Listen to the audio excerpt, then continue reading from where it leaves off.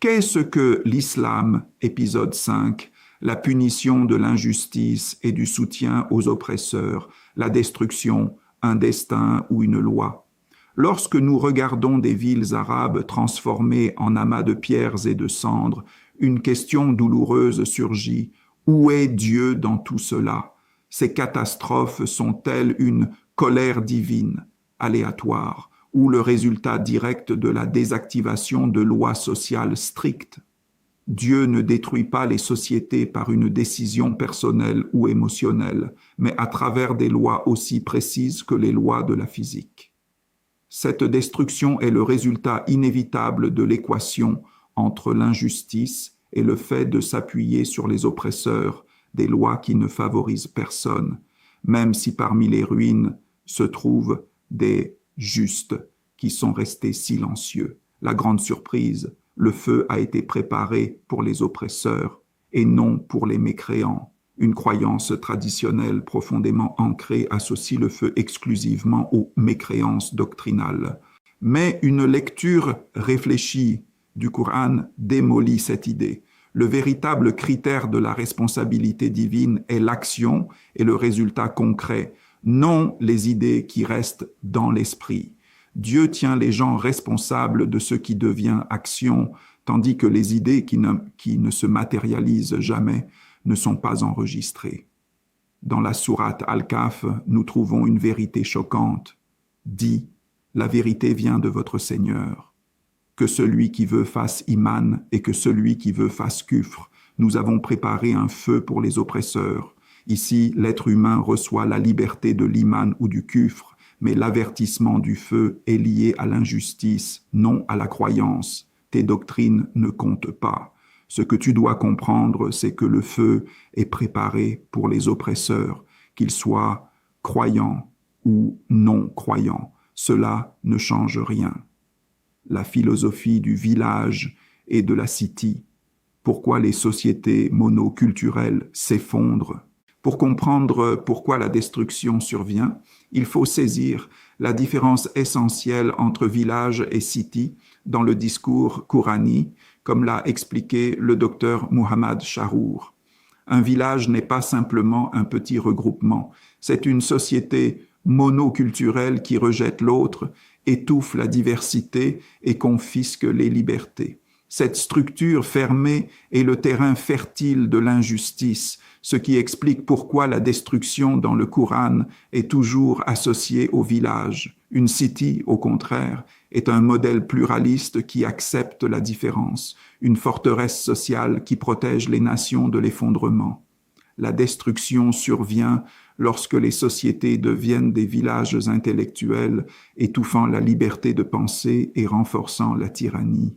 Le piège du Salh et les lois de la physique sociale. Pourquoi les enfants et les innocents paient-ils le prix de la destruction de leur village? La réponse réside dans la différence entre le Salh et le Muslah. Le Salh est personnellement bon, mais socialement passif. Il prie et jeûne pendant que l'injustice se répand autour de lui.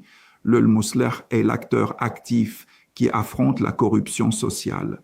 Les lois de Dieu ne distinguent pas croyants et pécheurs lorsque la catastrophe frappe. Celui qui saute d'une fenêtre mourra selon la loi de la gravité, quelle que soit sa croyance. De même, une société sans réformateur et dominée par l'injustice s'effondre entièrement selon les lois de l'évolution sociale.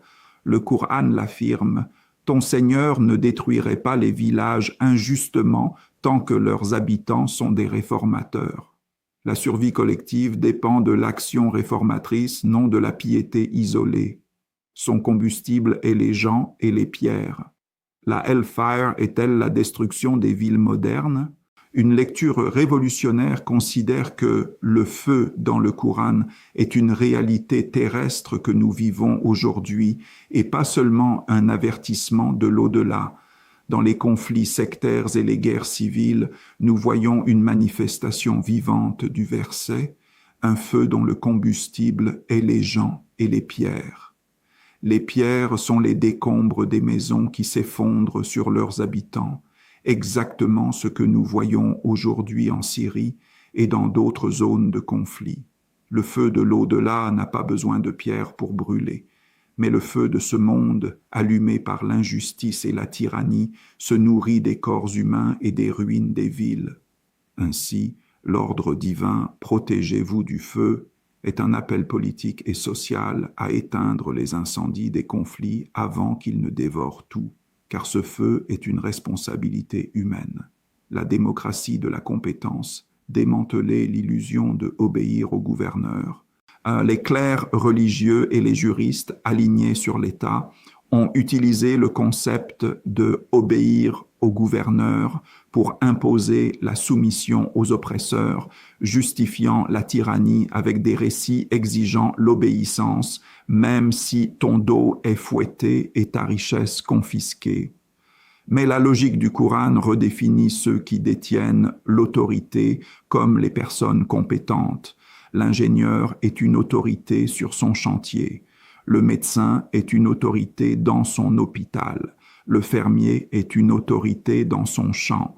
La tyrannie commence lorsque les gens penchent vers les oppresseurs en justifiant leurs actes ou en restant silencieux. Ce penchement prive la Oumma de la victoire.